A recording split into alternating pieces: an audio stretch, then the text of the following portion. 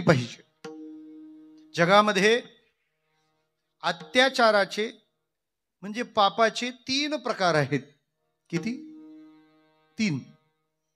पहिलं पाप आहे व्यभिचार, दुसरं पाप आहे हिंसाचार आणि तिसरं पाप आहे भ्रष्टाचार.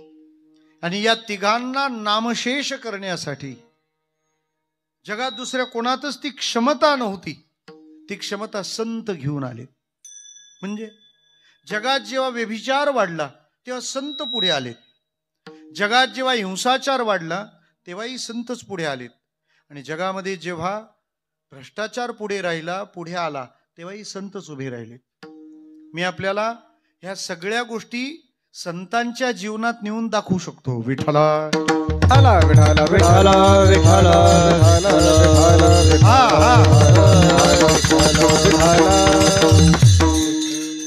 जगात व्यभिचार वाढतो तेव्हा तो थांबवायला एखादा संतच पुढे येतो. तुकाराम महाराज जेव्हा भंडारा डोंगरावर भजनाला गेले तेव्हा एक बाई आली होती त्यांना भेटायला. आली होती म्हणजे पाठवली होती. उंच दिसण्याचे 2 प्रकार जगात उपलब्ध आहेत. एक तर आपली उंची वाढवायची नाही तर दुसऱ्याच्या तंगड्या कापायच्या. ही परंपरा तेव्हा पण असावी. त्यांनी पाठवून दिलं. तुकाराम महाराज भ्रष्ट झाले का मग सगळ्या सप्त्यात आपल्याच तारखा. काय विचार आहे ना. तुकोबारायांकडे ती आली. तिच्या आविर्भावामध्ये ती निरनिराळ्या प्रकारच्या हालचाली करू लागली. तुकाराम महाराजांनी तिच्याकडे पाहिलं आणि आपलं मत व्यक्त केलं. अरे जाईवो तू माते न करी सायास, जाईवो तू माते न करी सायास, आम्ही विष्णुदास तैसे न हो. आम्ही विष्णुदास तैसे न हो. जाईवो माते न करी सायास, माते न करी सायास, आम्ही विष्णुदास तैसे न हो. आम्ही विष्णुदास तैसे न हो. जाईव तू माते न करी सायास. ती आली होती भंडाऱ्यावर. महाराज तिच्याशी सुसंवाद साधतात. पराबिया नारी रखुमाई समान, हे गेले नेमून ठाईचेची. जाईव तू माते न करी सायास, आम्ही विष्णुदास तैसे न हो. न सहावे मज तुझे हे पतन, नको हे वचन दुष्ट वदो. तुका म्हणे तुझं पाहिजे भ्रतार तरी काय नर थोडे झाले. मला एकाने याच्यावर शंका घेतली. तो महाराज हे समाजशास्त्र थोडं चुकलंय असं नाही का वाटत. म्हटलं ते चुकले एवढा तू कधीपासून बरोबर झालास. म्हटलं कसं काय. म्हणे मग तुकाराम महाराज ठीक आहे त्यांनी त्या बाईचा स्वीकार नाही केला पण तिला दुसऱ्याकडे जायला लावलीच ना. तरी काय नर थोडे झाले. म्हणजे ठीक आहे ते पापात पडले नाही पण मग तिला जो सल्ला दिला तो पापाचाच ना. तरी काय नर थोडे झाले. मी म्हटलं अरे जरा नीट वाचून बघत जा, वाचून बोलत जा. हल्ली तर सध्या एक जमातच उभी राहिली आहे. काही वाचायचं नाही, काही बघायचं नाही, नुसतीच विधानं करत सुटायची. राम काय खात होता ते तुला माहिती आहे का. तुम्हाला माहित असेल तर मुंबऱ्याला कळवा, नाही तर ठाण्याचं कल्याण.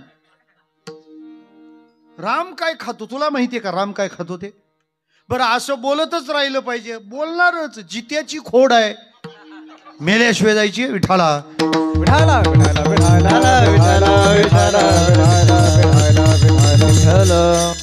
थोडं 5G चालू असेल तर बरं होईल, नाही तर काय हालच आहेत आपले. शेवटी भंडारा. मला म्हणायचं काय, तुम्ही मत व्यक्त करा. आम्ही असं म्हणत नाही की आमच्या आध्यात्मिक प्रांतात तुम्ही काही बोलू नका, पण जे बोलाल ते अभ्यासपूर्वक बोला, इतकंच आमचं मत आहे. त्यांनी म्हणणं काय नोंदवलंय, तुकाराम महाराजांनी तिचा अंगीकार केला नाही म्हणजे ते पापापासून वाचले, पण तिला कुठं पाठवलं. तरी काय नर थोडे झाले. याचा अर्थ ती कुठं पापापासून वाचली. तिला दुसऱ्या पुरुषाकडे जायला सांगितलं. म्हटलं तुकाराम महाराज आहेत ते चुकून सुद्धा चुकणार नाहीत. तो म्हणाला कसं काय? अरे ते अभंगाचं आधीचं वाच ना. तुका म्हणे तुझं पाहिजे भ्रतार, म्हणजे तू माझ्याकडे विषया करता आली ना, हे विषय तुला भोगावेसे वाटतात, माझी कुठं मनाई आहे. देऊगावात भरपूर पुरुष आहेत, तू त्यांच्याशी व्यभिचार कर असं म्हटलं नाही.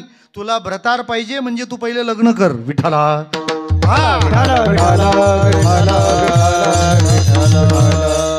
तुकाराम महाराजांनी व्यभिचाराच्या विरोधात काम केलं.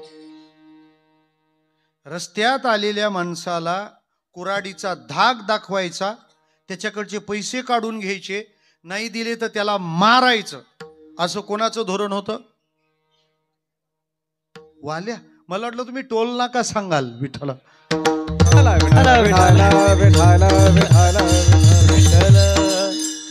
माणसं मरतात, प्रवृत्ती जिवंत राहते, वेगवेगळ्या रूपाने प्रकट होते. त्या वाल्याने अनेक हिंसा केल्यात ना, हिंसाचार. एक ब्राह्मण मारला का रांजणात एक खडा टाकायचा. किती रांजण भरले होते? ते वाल्याला गेल्यावर दिंडी लोक गावसाला जातात, रांजण कुठे आहेत बघून येऊ. तर रांजण बघा, पण त्याच्यात तुम्ही नका खडे वाढवू म्हणजे झालं. वाल्याने हिंसा केली, पण नारदानी सगळं स्वतःच्या अंगावर घेतलं आणि वाल्याची हिंसा बंद तर केली, पण वाल्याकडून असं केलं की कायमची हिंसा बंद होईल. त्या राजाचं चरित्र लिहिलं वाल्याने. जो राजा ज्या नगराचा, ज्या राज्याचा राजा आहे, त्या राज्याचं नाव आहे अयोध्या. उत्तर भारतात अयोध्या म्हणत नाहीत, काय म्हणतात? अवधपुरी. अवध म्हणजे म्हणजे नाही आणि वध म्हणजे मारणं. जिथं वध होत नाही किंवा अयोध्या, जिथं युद्ध होत नाही, त्या गावाला काय म्हणतात? अयोध्या. मला सांगा, अवधपुरीच्या राजाचं चरित्र कोणी लिहिलं? ज्यांनी एवढे वध केलेत. विठ्ठला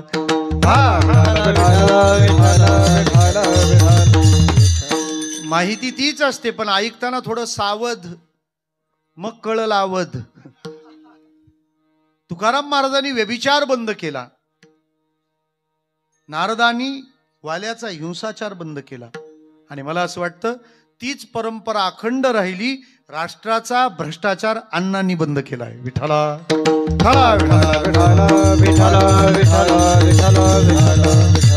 कुणीतरी याच्या विरोधात उभं राहणं गरजेचं होतं.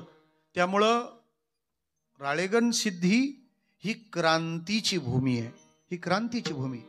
आणि देवाने पण कसं बनवलं असेल ना अण्णांना. मी कधी कधी विचार करतो, ते कोणतरी गाणं गायलेलं आहे, कुदरत ने बनाया होगा फुरसत से तुझे मेरे यार. म्हणजे या ईश्वराने फार वेळ काढून तुला बनवला असावा असं म्हटलं गेलंय. का? अण्णांचं पूर्वसुरीचं जीवन पाहिलं तर ते सैनिक आहेत, बरोबर. मधल्या काळातलं जीवन पाहिलं तर ते वारकरी आहेत, आणि नंतरच्या काळातलं जीवन पाहिलं तर अहिंसेच्या मार्गाने क्रांती करणारे ते क्रांतिकारक आहेत. आणि ह्या सगळ्या गोष्टी निरनिराळ्या आहेत. त्यांना पाहिल्यावर मला वैष्णवाची भूमिका सांगणारं एकच चरण आठवतं. मऊ मेणाहुनी आम्ही विष्णुदास, मऊ मेणाहुनी आम्ही विष्णुदास, मऊ मेणाहुनी आम्ही विष्णुदास, आम्ही विष्णुदास. कठीण वज्रास भेदू ऐसे, कठीण वज्रास भेदू ऐसे. मऊ मेणाहुनी आम्ही विष्णुदास, आम्ही विष्णुदास. मऊ मेणाहुनी आम्ही विष्णुदास, मऊ मेणाहुनी आम्ही विष्णुदास. कठीण वज्रास भेदू ऐसे, कठीण वज्रास भेदू, कठीण वज्रास भेदू ऐसे. मऊ मेणाहुनी आम्ही विष्णुदास, कठीण वज्रास भेदू ऐसे. अशा प्रकारचं जीवन. आणि अण्णांचा विशेष स्नेह, उत्सव समितीचा आग्रह आणि सरांनी आमच्या केलेल्या तारखेचा पाठलाग. मी खरं तर नको म्हणत होतो, कारण कुठं कनेक्टिंग असलं की सोपं जातं. मुंबई ते राळेगण सिद्धीन, परत मुंबई म्हटल्यानंतर ओढाताण, आणि त्याच्यात म्हटलं शनिवार रविवार म्हणजे हे बालमंडळाचा अधिकार असलेल्या तारखा आहेत. विठ्ठला विठ्ठल विठ्ठल विठ्ठल. त्यामुळे मी त्यांना म्हटलं ह्या शनिवार रविवारी तुम्ही जिकडं आहात तिकडं आम्ही नाही, आम्ही जिकडं आहात आता तुम्ही तिकडं, अशी तारीख बसवत आम्ही इथपर्यंत आलो. अभंग जगद्गुरु तुकाराम महाराजांचा आहे. निमित्त संत यादवबाबांच्या पुण्यतिथीचा हा उत्सव आहे. 53व्या वर्षातली ही सेवा आहे. खरं तर आम्ही जेवढ्या वेळा आलो तेवढ्या वेळा नवरात्रातच येऊन गेलो, पण संत यादवबाबांच्या प्रांगणात सेवा करण्याचा पहिलाच योग आहे. आणि हे काही नवीन नाही, ही जुनी उदारी शिल्लक राहिली आहे लॉकडाऊन मधली. विठ्ठला विठ्ठला विठ्ठला विठाला विठाला विठाला विठ्ठला. आपला सुवर्ण महोत्सव होता होता राहिला, त्यामुळं त्या महोत्सवाला या महोत्सवात आपण रूपांतरित केलंय. हे का साधूची पुण्यतिथी आहे, त्यामुळे साधूच्या वर्णनाचा हा अभंग आहे. संतपर प्रकरणातले जेवढे अभंग आपल्याला पाहायला मिळतील, साधारण त्यामध्ये काही प्रकार आहेत, काही स्तर आहेत. कोणते स्तर? पहिला स्तर असा आहे की ज्यामध्ये संतांच्या लक्षणांचं वर्णन असतं. नीट लक्ष देऊन ऐका आपण. संतपर अभंगातलं वैशिष्ट्य काय?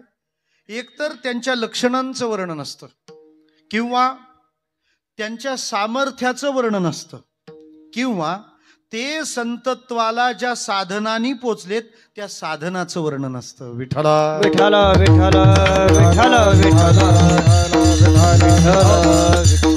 काही ठिकाणी संतपर अभंगांमध्ये संतांच्या लक्षणाचं वर्णन असतं.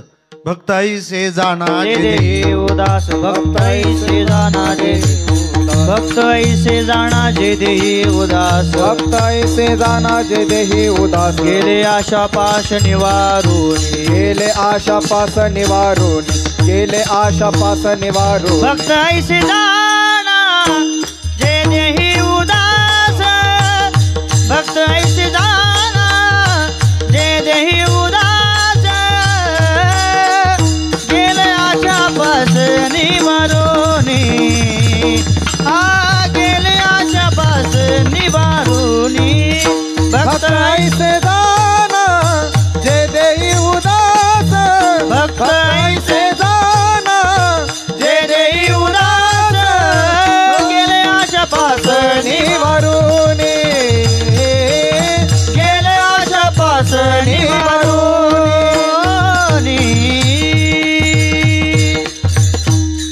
भक्त ऐसे जाना जे देही उदास गेले आशा पाश निवारोनी. हे वर्णन संतांचंच आहे, पण संतांच्या अंगी बांधलेली लक्षणं काय त्या अंगाने संतपर. दुसरा संतपर प्रकार काय? संतांचं सामर्थ्य वर्णन करावं, काय करू शकतात ते. महिषी पुत्रा मुखे बोलवणे श्रुती महिषी पुत्रा मुखे बोलवले श्रुती महिषी पुत्रा मुखे बोलवले श्रुती महिषी पुत्रा मुखे बोलवले श्रुती चालविणे भिंती बैसोनिया चालविले भिंती बैसोनिया चालविले भिंती बैसोनिया महिषी पुत्रा मुखे बोलविणे श्रुती महिषी पुत्रा मुखे बोलवणे श्रुती मैसी पुत्रा मुखे बोलवणे श्रुती मैसी पुत्रा मुखे बोलवणे श्रुती चालविली भिंती बैसोनिया चालविली भिंती बैसोनिया चालवणे भिंती बैसोनिया नोहे हा सामान महिमा संसार नवे हा सामान महिमा संसार चालविली भिंती बैसोनिया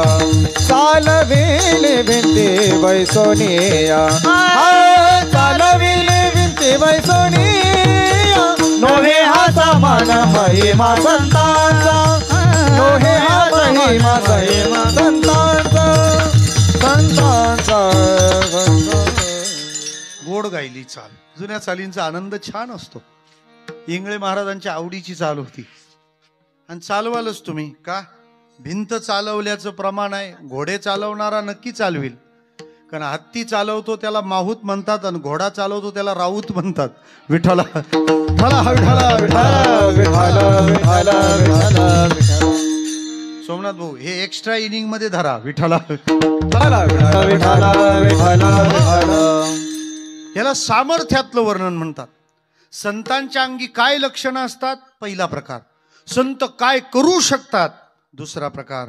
आणि तिसरं, संत संत कशाने होतात, हा तिसरा प्रकार.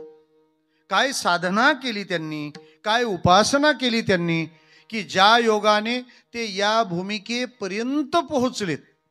ती भूमिका, तो विचार शोधावा आणि मग तिथे तो सापडावा, हे निश्चित आहे. म्हणजे नेमकी रूमची किल्ली ज्यांच्याकडे असावी, त्यांचा खिसा उपरण्याने बांधलेला असावा, मग फार अवघड होतं. विठाला विठाला विठाला विठाला विठाला विठाला विठाला सोडा सोडा, उपरनं सोडा, उपरनं सोडा, विठाला विठाला विठाला विठाला विठाला विठाला उपरनं सोडा, उपरनं सोडून घ्या. विठाला विठाला विठाला पुंडलिक वरदा हरी विठ्ठल श्री ज्ञानदेव तुकाराम पंढरीनाथ भगवान माऊली ज्ञानेश्वर महाराज जगद्गुरु श्री तुकाराम महाराज की जय. याला गुरु किल्ली म्हणतात. विठाला विठाला विठाला विठाला विठाला कीर्तनकाराला नुसता 2 तास अभंगच नाही सोडवायचं, 2 तासात जे होईल ते सगळं त्यांनीच सोडवायचं. त्याला कीर्तनकार म्हणतात. आता हा आनंद पूर्वीपासून असायचा. हे मध्ये पाठांतरवाले घुसल्याने घोळ झाला. विठाला विठाला विठाला विठाला विठाला मला म्हणायचं काय, की ते संत संत कशाने झालेत, हा अभंग त्या पठडीतला आहे. खर तर या अभंगात तुकाराम महाराजांना नक्की संत सांगायचे आहेत का संतांनी घेतलेलं नाम जास्त सांगायचंय, हे तसं लवकर आपल्याला अंदाजच यायचं नाही, कळणारच नाही. का? शब्दाचा पहिला शब्दार्थ असतो आणि दुसरा भावार्थ असतो. शब्दार्थ म्हणजे काय? शब्दाचा अर्थ तोच शब्दार्थ, पण तो शब्द ज्या भावनेनं योजलाय त्याला भावार्थ म्हणतात. उदाहरणार्थ,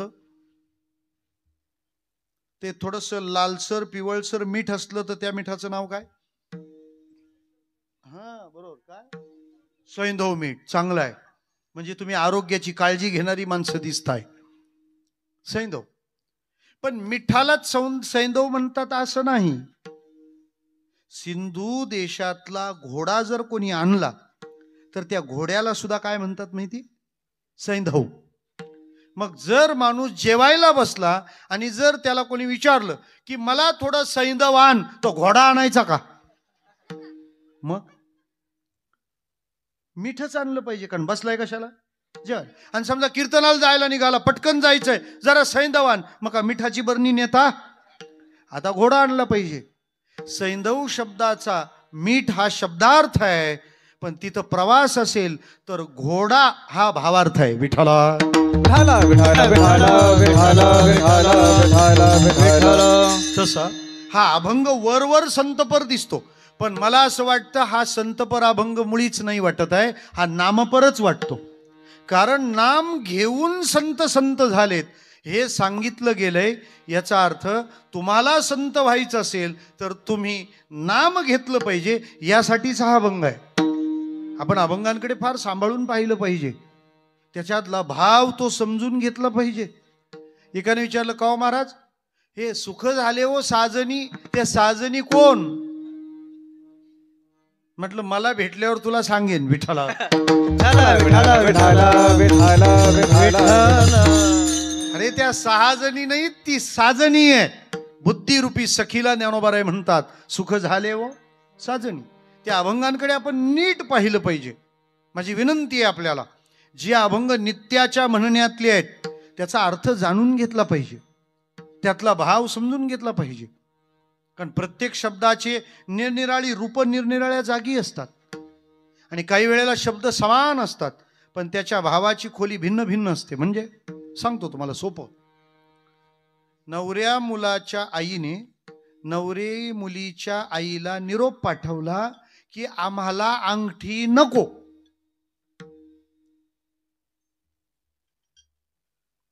निरोप कोणी पाठवला? नवऱ्या मुलाच्या आईनं. कोणाला पाठवला? नवरी मुलीच्या आईला. काय निरोप पाठवला? आम्हाला अंगठी नको. किती निस्वार्थ विहीनबाई आहे नाही आपली, बरोबर का? निस्वार्थ, खाक निस्वार्थ. ती बोलली जरी काय आम्हाला अंगठी नको, तरी त्याचा अर्थ अंगठी नको असा होत नाही, चेन पण पाहिजे विठाला. विठाला विठाला विठाला विठाला विठाला विठाला. आणि चेन मिळाल्याशिवाय तिच्या जीवाला तरी कुठं चेन आहे, उलट बेचैन विठाला. विठाला विठाला. मग सोपं बोलू, आम्हाला अंगठी नको या वाक्याच्या उच्चारात जसा अर्थ असतो की आम्हाला चैन पाहिजे, तसं या अभंगात संतांचं वर्णन असलं तरी महिमान नामाचं गायलंय विठाला. विठाला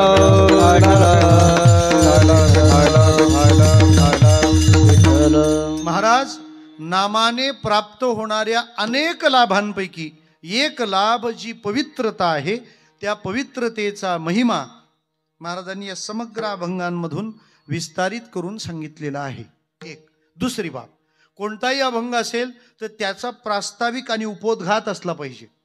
त्या प्रस्तावनेतून अभंगाचा भाव तो जन्माला येईल अशा शक्यता निर्माण कराव्या आणि मग पहिल्या चरणात प्रवेश करावा, अशी पूर्वसुरींची रीत आहे. हल्ली तशी काही गरज भासत नाही, कारण अभंग कुठलाही असू द्या विठाला.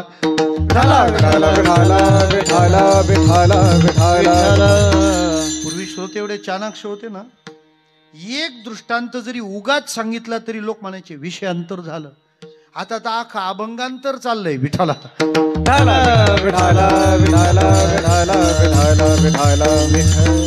आता तुम्ही करता आमचं कौतुक, चांगली गोष्ट आहे, पण आमचं तुमच्या कौतुकावर भरोसा नाही. आमचं कौतुक ह्या लोकांनी केलं पाहिजे. का? तुम्ही कधीतरीच ऐकताय, हे रोज असतात कुठं कुठं. तुम्ही म्हणता महाराजांचं काय ज्ञान आहे, आणि हे लोक म्हणतात अभंग तोच आहे, महाराष्ट्र दर्शन आहे विठाला. मुख्य जी मेहनत असते ती प्रस्तावनेवर असते. म्हणजे तुकोबारायांनी तुमच्यावर काय कृपा केली ती प्रस्तावनेत कळते. कारण अभंगाचा अर्थ तर अर्थच असतो, तुम्ही थोडाफार इकडून तिकडून विस्तार कराल, पण प्रस्तावना ही महाराजांची कृपा असते. आणि त्या प्रस्तावनेची रीत या अभंगाची अशी आहे की महाराजांनी नामाने पवित्रता येते असं लोकांना सांगितलंय. कारण नामाने पवित्र झालेल्या संताचं इथं वर्णन आहे. पवित्र तो देह, म्हणजे नामाने पवित्रता देहाला येते. याचा अर्थ तुकोबारायांना आम्हाला हे सांगण्यामागं कारण हे आहे की आम्ही नाम घेतलं पाहिजे म्हणून. आणि आम्ही नाम घेतलं पाहिजे हे त्यांना आम्हाला जरी समजवायचं असलं तरी ते अशा रीतीचं का समजावतात, त्या नामाचा एवढा मोठा लाभ आहे असं सांगून नामात का प्रवृत्त करतात. त्याचं उत्तर असं आहे, ज्याचा सांगणाऱ्यावर विश्वास नसतो त्याला परिणाम दाखवावे लागतात. म्हणजे ते आता शहरामध्ये ते मार्केटिंगवाले हिंडतात ना, ते चहा पावडर घेऊन आले तर पहिला कब्बर चहा तुम्हाला ते पाचतात विठाला.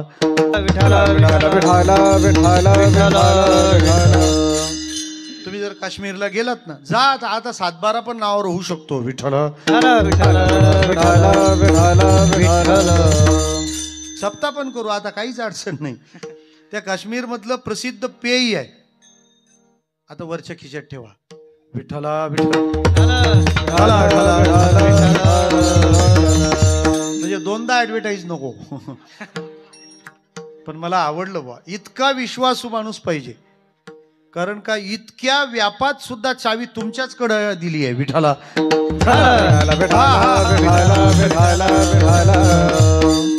काश्मीरला तुम्ही गेलात तर त्यांचा जसा आपल्याकडचा चहा तसा त्यांच्याकडचा काहवा प्रसिद्ध आहे. ते तुम्हाला पहिला काहवा फुकटच देतात. का? हा तुम्ही प्यायले की मग याच्या चवीनं तुम्ही बाकीचं विकत घेऊन जाल. तुम्ही केरळकडे जर गेलात तर त्यांच्याकडे आयुर्वेदिक उत्पादनं अधिक आहेत, मसाल्याचे पदार्थ, औषध, असं सगळं. मग त्याच्यात सगळं, मग त्वचा तुमची कोरडी पडली त्याचं औषध, असं सगळं. आम्ही गेलो होतो मैसूरला, तिथं तो विक्रेता होता, त्यांनी त्या गार्डनमध्ये नेलं आणि तो तुम्हाला हे तेल वापरल्यावर केस उगवतील किंवा केस व्यवस्थित येतील याच्यावर तो भाषण द्यायला लागला. आणि त्याचा अख्खं टक्कल पडलेलं विठाला. त्याचं भाषण ऐकल्यावर आमच्या सोबतचा एक जण होता, म्हणजे डॉक्टर साहेब आपका हो गया क्या, सुना की हो गया. ये मेडिसिन इतना पावरफुल है तो इसका इफेक्ट आप पर क्यों नहीं विठाला? विठाला विठाला विठाला विठाला विठाला विठाला. मला म्हणायचं काय की नाम घ्यायला सांगतात, मग संतांना पुढे करतायत. त्याचं कारण असं आहे की नामाने घ्यायला सोपं असल्यामुळे ते घेण्याची लवकर प्रवृत्ती होत नाही, लोकांना ते मोठं वाटत नाही. जरा सोपं बोलू का? आपलं आयुष्य पर्यायाने भरलेलं आहे, म्हणून आपल्याला निवड करावी लागते आणि आमच्याच्याने निवड होत नाही म्हणून आम्ही संतांकडे जातो. विधान ध्यानात घ्या. आपलं आयुष्य पर्यायाने भरलंय, करायची आहे निवड, लागतो विवेक, पाहिजेत संत. पर्याय आहेत आणि सगळे घेता येत नाहीत आणि सगळे टाकता येत नाहीत. सगळे आंबा खाता, आंबा आखा खाता नाही, मग फेकता, मग आख फेकता, मग कोई तो बोलो विठाला. विठाला विठाला विठाला विठाला. आंबा खायचा म्हणजे साल फेकावी, कोय टाकावी आणि रस आहे तो चाखावा.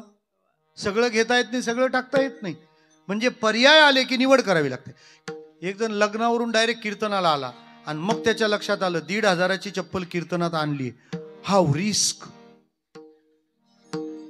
मग प्रश्न सुरू होतो, काय आता ही ठेवायची कुठं? मग तो काय करतो, चपला काढताना अशी काढतो. आता चोरणाऱ्याला एवढ्या जोड्या नाही का जुळवता यायच्या? काही तर फार हुशार अशा जागी बसतात, महाराज पण दिसतील आणि चप्पल पण दिसेल. मग साधी चप्पल जर घालून आलो आपण तर ती कुठं काढावी या पर्यायात एक निवडायचं आहे. सगळे घेता येत नाहीत. पूर्वी निवडणुका मतदान जे व्हायचं ना ते कशावर व्हायचं? हे आता आलं ईव्हीएम. पूर्वी मतपत्रिका होती, बरोबर ना? मराठीत त्याला बॅलेट पेपर म्हणतात ना. हा, हे आता ईव्हीएम आलंय. बरं आहे ते. आपली सीट पडली का त्याच्यात घोटाळा आहे असं म्हणता येतं. विठाला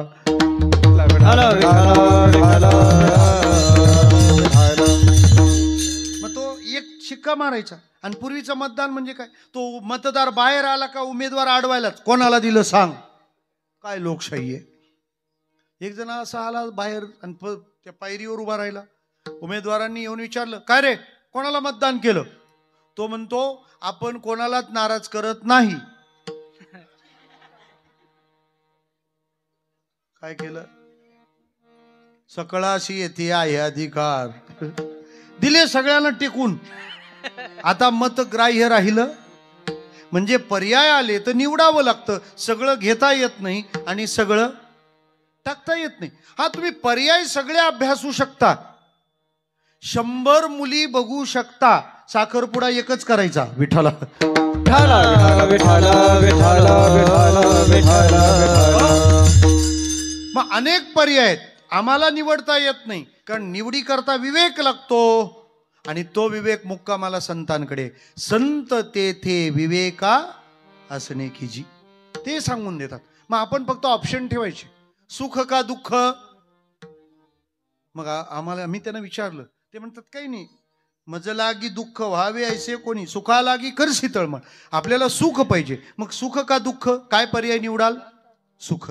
बरं, मग आता सुख मिळवायचं आहे, मग सुख कशाने मिळवणार? प्रपंच का परमार्थ? पुन्हा पर्याय परमार्थ. कारण प्रपंचाने सुख दिलंय असा तर अनुभव कोणाचाच नाही. प्रपंची जरी सुख जोडे तरी का सेविती गिरीकडे, राज्य टाकून गेले थोडे ते का वेडे म्हणावे. सुखा करता प्रपंच का परमार्थ? सुखा करता परमार्थच आहे. प्रपंचाने तर असा काय अनुभव दिलेला नाही. सगळ्या प्रकारचे निर्णय घेऊन पाहिले तरी अंततोगत्वा प्रपंच हा दुःख रूपच, यात किंतु परंतु काहीच नाही. फक्त आपल्याला असं वाटत राहतं संसारात की आपलं हे असं झालं ना म्हणूनच हे तसं झालं. तुझं कसंही होऊ दे तसंच होणार. विठाला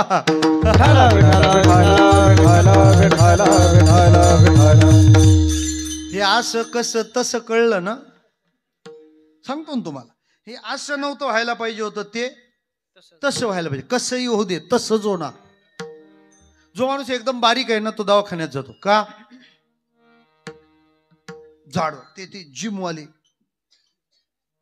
घरचं श्रीखंड खाऊन तिथलं लोखंड उचलायचं. ते जिमवाले एवढे लबाड, ते आपले आरशे नाही ते दुसरे आरशे ठेवतात, त्याच्यात माणूस दीडपट दिसतो. विठाला म्हणजे जो बारीक आहे तो कशासाठी जातो दवाखान्यात? जाड व्हायला. आणि जे जाड आहे ते का जातं दवाखान्यात? बारीक व्हायला. मग सुख कशात आहे बोला? कशात सुख कशात आहे?